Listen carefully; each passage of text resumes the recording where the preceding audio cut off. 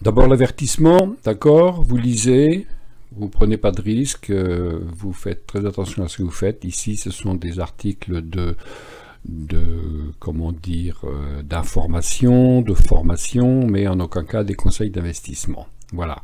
Eh bien, nous allons maintenant faire la suite et passer aux vidéos. Alors, nous voilà sur le graphique donc du CAC 40.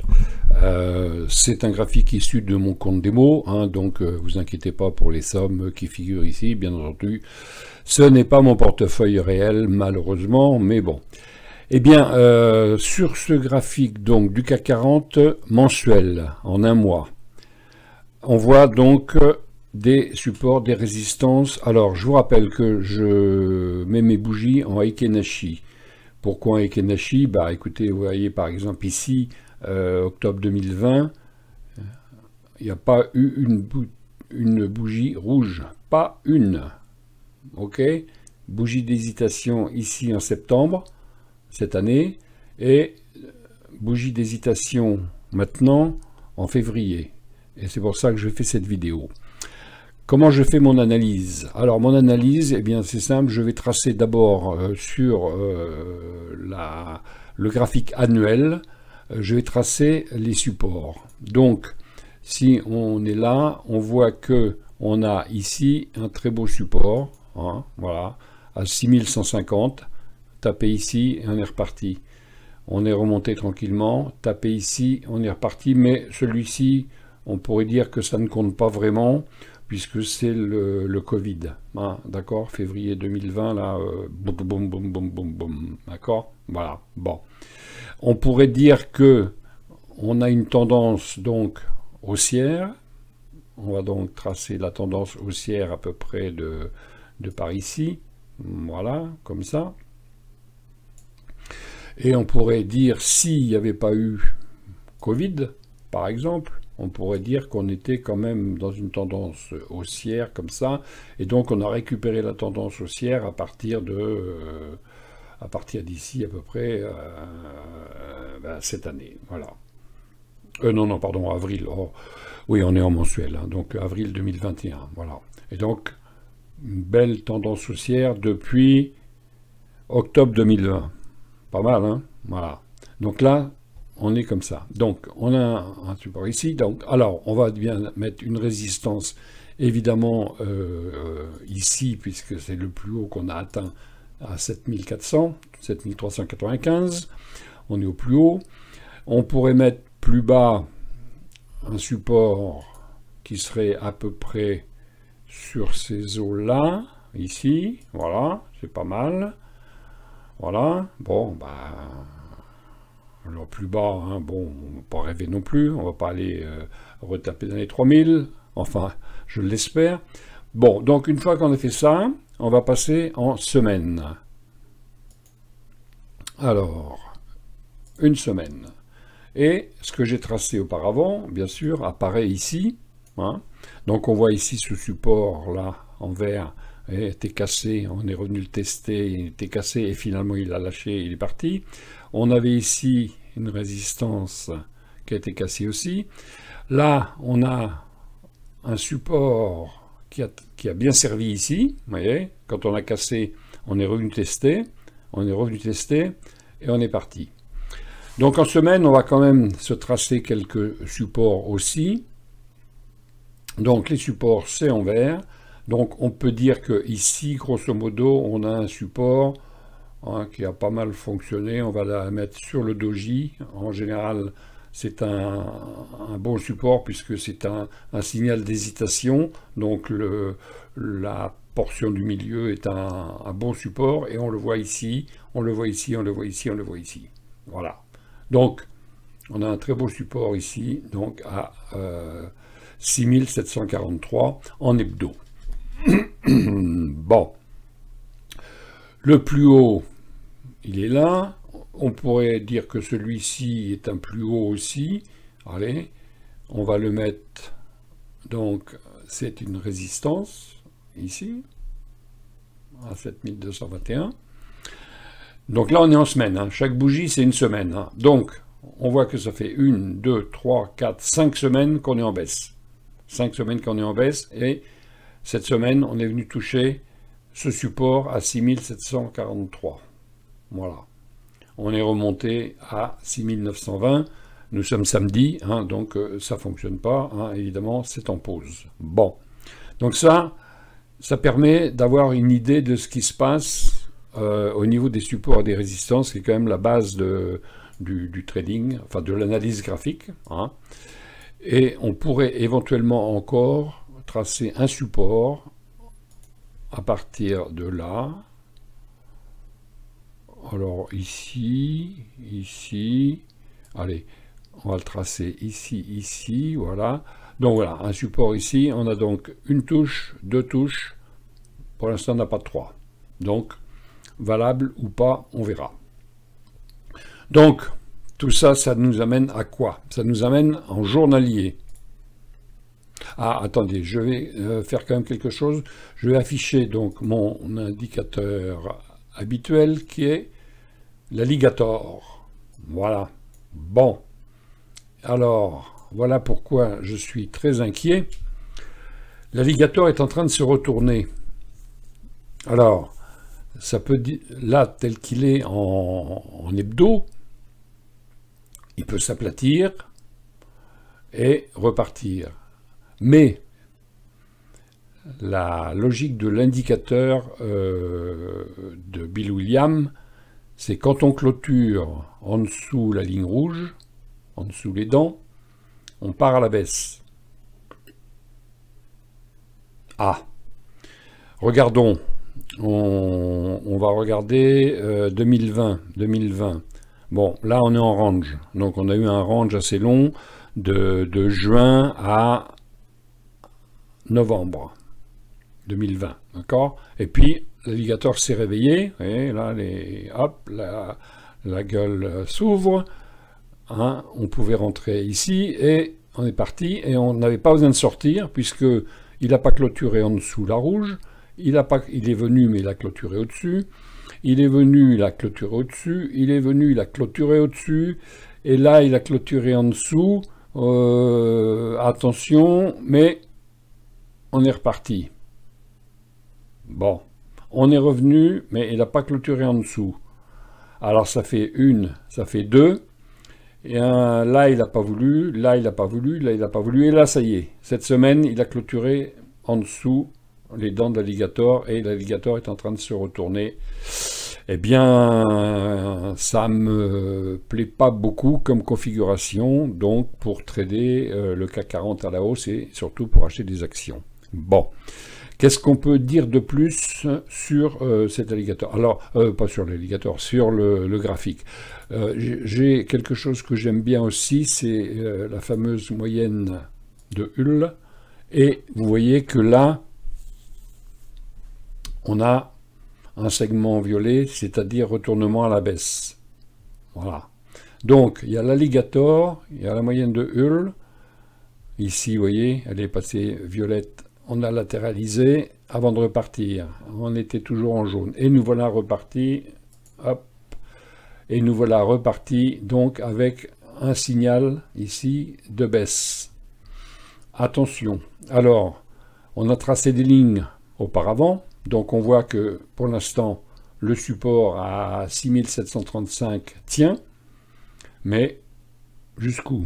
Donc, à surveiller maintenant si on casse ce support, et surtout, le plus important, si on casse cette ligne, donc cette tendance haussière qui vient de très très loin. Hein, on l'a tracé sur la semaine. D'accord?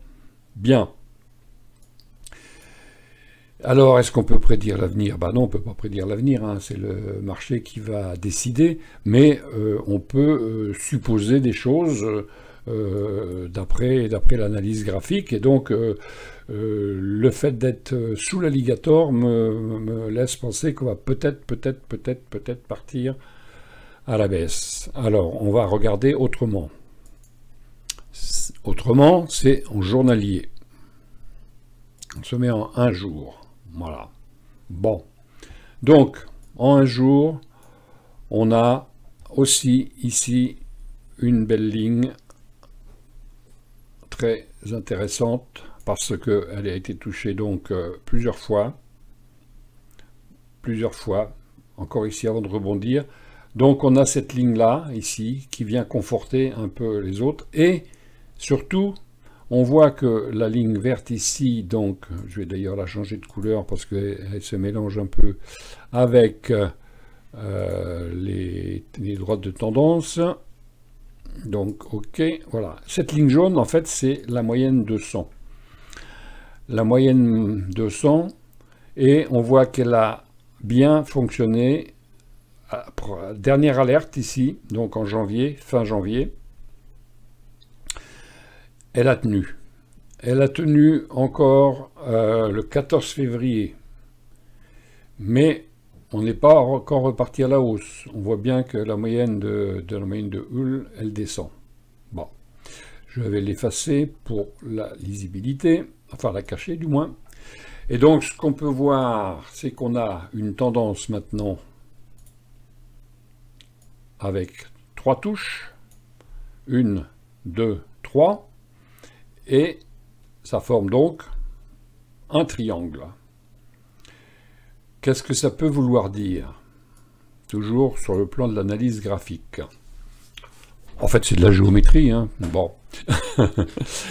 Eh bien, un triangle, alors il est ni ascendant là, ni descendant, donc c'est vraiment un triangle équidistant. Moi, je crois que c'est comme ça que ça s'appelle, si mes souvenirs sont bons, de géométrie, mais c'est très loin tout ça. Eh bien, ça veut dire qu'on pourrait imaginer, si on le casse par le haut ou par le bas, on prend la hauteur de la dernière touche et les deux dernières touches ici. Donc on prend cette hauteur-là du triangle. Pour les plus optimistes, on le duplicate, hop, et on le met, bon, alors évidemment, on ne sait pas où il va sortir, hein, en admettant qu'il ne sorte pas trop près. Alors, quand ça sort vraiment très près ici, c'est beaucoup moins sûr, hein, ça peut latéraliser. Bon, mais s'il sort avant d'atteindre la pointe du triangle, on pourrait donc imaginer, s'il sort par le haut, eh ben, on est parti pour les 8000. Waouh! Bon, moi ça me plaît bien, mais voilà. Maintenant, évidemment, l'autre hypothèse, vu ce qu'il est en train de faire ici, ça serait qu'il parte vers le bas. Bon, alors on va dupliquer et on va dire, en admettant qu'il sorte à peu près à la même hauteur, hein, bon, il peut sortir là, il peut sortir là, il peut sortir, bon, on ajustera, et nous voici partis, cette fois-ci, pour 5800. Aïe, aïe, aïe. Et ça correspond grosso modo, voilà, vous voyez, ici, à un beau range, où il a hésité à y aller, ou pas y aller, vous voyez, là, voilà, hein, et pendant toute cette période-là, donc de février de cette année, qu'est-ce que je raconte? Décidément, j'arrive pas à me mettre en 2022, moi, hein, de février 2021, donc à mars, hein, on a eu un beau range. Bon. Eh bien, ça fait quand même des dégâts si jamais on a tout ça. Bon, tout ça n'arrivera peut-être pas, parce que ce ne sont que des hypothèses de travail en fonction de l'analyse graphique, mais voilà, on a quand même déjà une idée de ce qui pourrait se passer.